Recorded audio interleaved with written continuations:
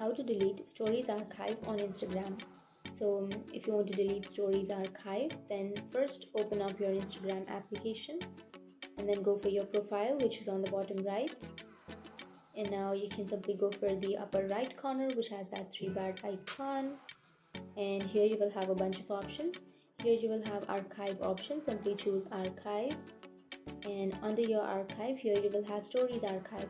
But if you have post archive, then you can simply tap on that drop down bar, and it will give you the options of stories, post, and live. You can simply choose stories, and here you will have your stories archive, right? So we don't have an option to simply delete all of your stories archive at once, but we do have an option to delete that individually. So simply choose a story and then simply go for the bottom right, which has that three dots icon, and then here you will have delete option. Simply tap on delete and your archive story will be deleted.